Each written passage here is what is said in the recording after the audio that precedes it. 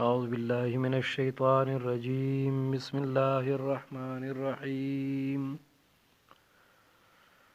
وبشر الذين آمنوا وعملوا الصالحات أن لهم جنات تجري من تحتها الأنهار كلما رزقوا منها من ثمرة رزقا قالوا هذا الذي رزقنا من قبل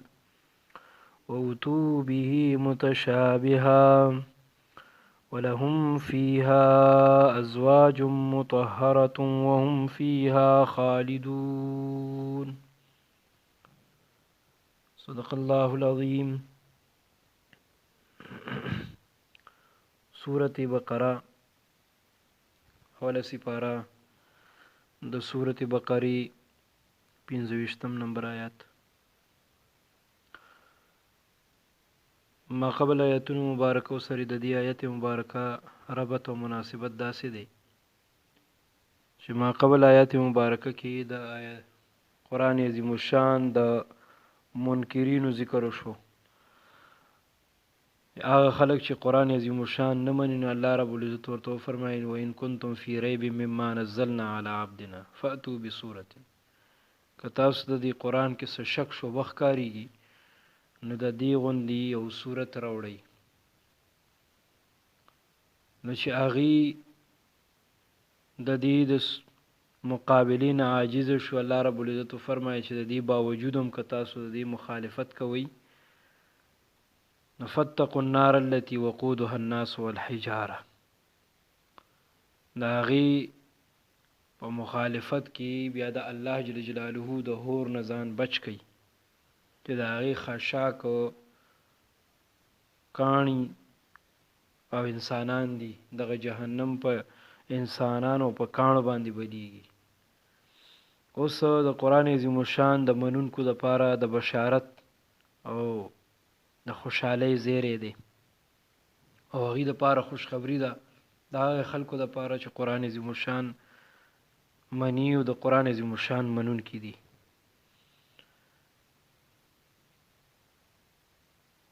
نو الله جل جلاله فرمای وبشر الذین آمنوا او زیر ورکه هغه کسانو ته چې هغې ایمان راوړی دی. د قرآن عظیم الشان یو اسلوب هم دی او یو طریقه هم ده. هغه ده چې قرآن عظیم الشان کلم چې دی د جهنمیانو تذکره وفرمایي نو بیا ورپسې د جهنمیانو تذکره فرمایي او چې کله د جهنمیانو تذکره مخکې وشي نو بیا ورپسې وروستو د جنتیانو تذکره. کله چې د ایمان والو تذکره مخکې وشي نو بیا ورپسې د کفارو تذکره کیږي او کله چې د کفارو تذکره مخکې وشي نو بیا ورپسې لنډ او دستی چې دی د مؤمنانو تذکره کیږي. دلته کې ما قبل آیتونو مبارکو کې د قرآن عظیم الشان د نامنونکو تذکره وشوه چې هغې اهل نار دي، خاوندان د جهنم دي. ورپسې اوس د قرآن عظیم الشان د منونکو تذکره کیږي چې هغه اهل جنت دي. نو دا د قرآن عظیم الشان یو اسلوب او یو طریقه ده چې دواړه سمتونه د نافرمانو د فرمابردارو تذکره کوي. وبشر الذین او زیر ورکا هغه کسانو ته آمنو چې ایمان راوړی دی وعملوا الصالحات او عملونه یې نیک کړي دي وعملوا الصالحات او عملونه نیک کوي. نو دا یاد ساتئ د ایمان د پاره چې دی د هغې د مکمل کېدو دپاره اعمال صالحه د هغې جز دی. یعنی مونږ داسې ویلی شو چې دا اعمال صالحه چې کوم دي دا مکملات د ایمان دي. دې سره ایمان پای تکمیل ته رسیږي. او که یو انسان په ابتدایي توګه سره جنت ته داخلېدل غواړي نو هغه به چې دی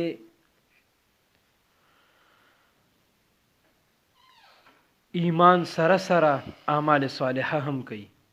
ګینې نفس ایمان دا د نجات دپاره کافي دی. یو سړي صرف ایمان راوړي په الله او په رسول باندې او اعمال صالحې نه وي نو صحیح ده که دی جهنم ته لاړم شي نو یو وخت نه یو وخت به راوځي. ولې ځکه چې د په زړه کې ایمان دی، خو په دخول اولی سره به دی جنت ته نه ځي. د خپلو اعمالو سزا به خوري، د هغې نه وروستو به جنت ته ځي. ها بیا خبره ده چې الله جل جلاله پې فضل وکړي او ګناهونه ورته معاف کړي او جنت ته ولیږي. یعنې نور د الله جل جلاله قانون دا دی چې چا د ایمان سره اعمال صالحه نوي کړي نو هغه به خپله سزا خوري، د هغې نه وروستو به جنت ته ځي. او چا چې د ایمان سره اعمال صالحه یو ځای کړي وي نو هغه به په دخول اولی سره جنت ته ځي. یعنی په اول ځل به چې دی او ابتدا کې به جنت ته ځي. نو گویا مونږ داسې ویلی شو چې د ایمان د پاره د مکمل کولو هغه ضروری دي چې مونږ ورسره اعمال صالحه یوځای کړو. ایمان د اعمال صالحو نه بغیر نامکمله دی. او دا یاد ساتئ که یو سړي سره ایمان او اعمال صالحه وي ورسره نو دا هغه اعمال صالحه د اس په کار نه راځي. نو ځکه الله رب العزت فرمایي وبشر الذین او زیر ورکړي هغه کسانو ته آمنو چې هغې ایمان راوړی دی او عامل الصالحات او عملونه نیک کړي دي ان لهم بشکه شته دی د هغوی دپاره جنات باغونه تجری چې بهیږي من تحتها الانهار لاندې د هغې نه نهرونه. باغونه دي او د هغې د لاندې به نهرونه بیږي او نهرونه څلور دي. انهار من لبن و انهار من خمر لذة للشاربین. سوره محمد کې الله جل جلاله فرمای چې د اوبو نهر وي او د شاتو نهر وي او د شرابو نهر وي او د پیو نهر وي. دا څلور انهار وي او دا په جنت کې چې دی روان وي او جنتی به د هغې د میوونه فایده اوچتی او راحت به ترې حاصلی او داسې میوې لا مقطوعة ولا ممنوعه چې نه به کټ د هغې سیزن ختمیږي او نه به هغې دپاره به چې دی فنا وي، یعنی فنا کېږي او نه ختمیږي. منه کلما هر کله رزقو چې دي ته روزي ورکولی کېږي منها د دینه من ثمرتن د میوو د هغې نه رزقا بطور روزي. کله چې دي ته روزي په دې جنت کې د دغې میوو څخه ورکولی کېږي نو دیو بیا سوی قالو دی ووی دا جنتیان هذا الذي دا هغه دی رزقنا چې مونږ ته راکړی شوی من قبل مخکې د دینه. دا هماغه میوې دي چې مونږ ته چې دی په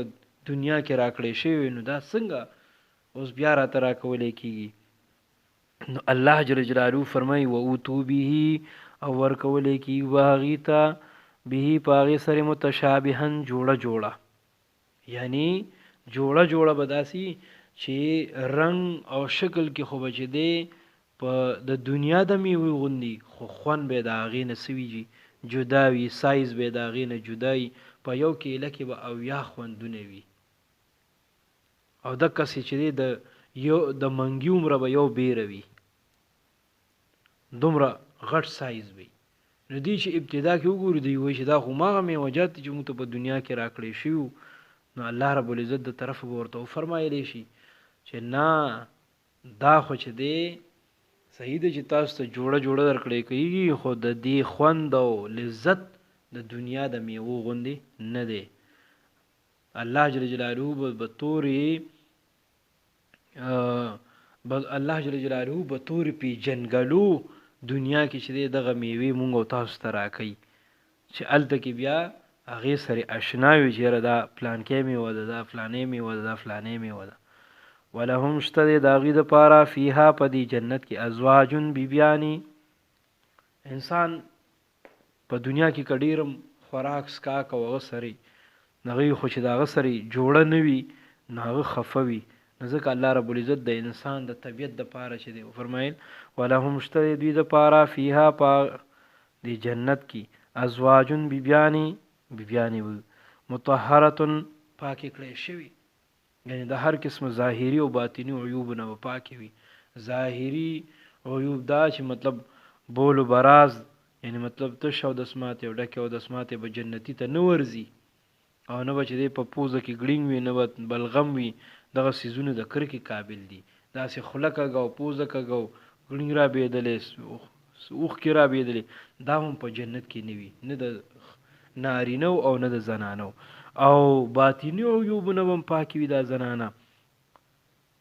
باطني عیوب څه دي حسد او کینه به د یو بل سري نه وي وهم فيها خالدون او دی به همیشه وي په دې جنت کې اوس جنتی چې جنت کې اوسېږي یعنی کډیرم د راحت او د اسانتیا غ سامان ورته مهیا وي خو چې ته څوک وي چې یاره دې کې به ته یو څه وخته پورې بیا به تې وځي نو بیا هم سړی خفه چې مړه خوند نه کوي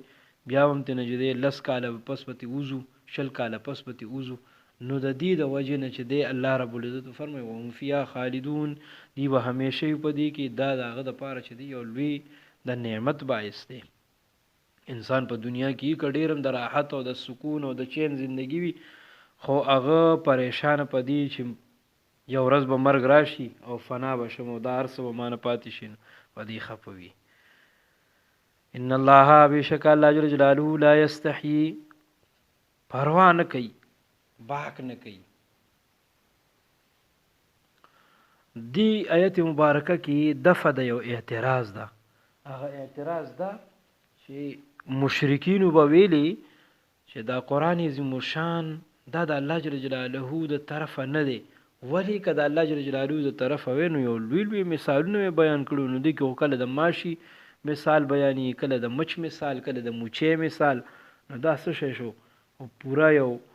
غټ مثالونه الله جل جلاله د خپل شان لایق لوی مثالونه بیان کړو دا خو واړه مثالونه دي نو الله جل جلاله دفع د هغه اعتراض کا او جواب یې دی کفار ته ورک ان الله بشک الله جل جلاله لا یستحی باک نه کوي پروا نه کوي الله جل جلاله عار نه محسوسي ان یضربا چې بیان کی مثلا مثال ما بعودتن د یو ماشي الله جل جلاله په دې پروا نه کوي ولی مثال د دې د پاروي چې انسان په پوهه کړی شي دې د پارني چې پاغي سره چې دا مثال ورکوون کی چې اسوک مثال ورکی دا غټواله او لویواله په ښکار شي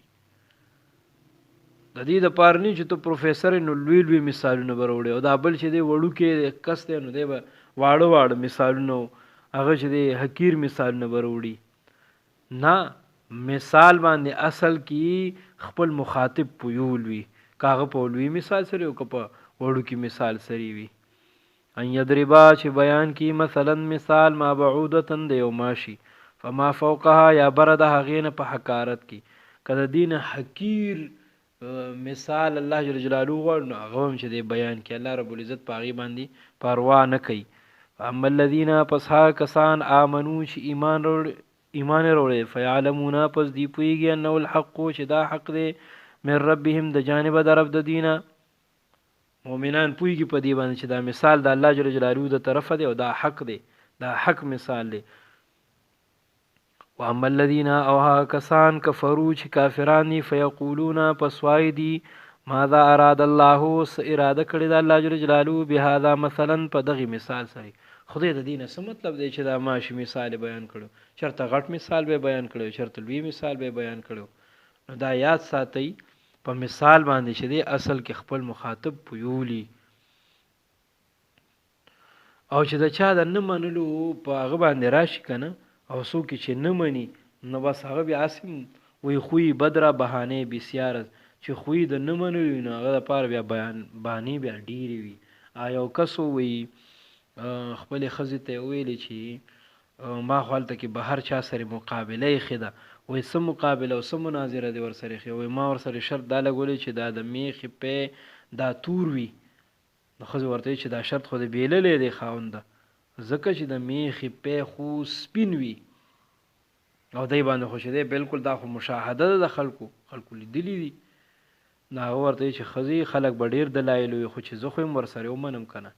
الله رب العزت فرمایي چې څوک مؤمنان دي نو هغه دغه مثال ته چې په قران عظیم شان کې کوم مثالونه بیانې هغه ته حق وي او چې کوم خلک نه منلو والای نو وسانه منلو والا خو چې دی هغه سي عاصم چې دغه سي حل نه چې دی نه مني يضل به گمراه کی پدی مثال سری کثیرن ډیر و یهدی او هدایت مومی به پدی سری پاغي سری کثیرن ډیر خلق په دغه مثالونو باندې گمراه کی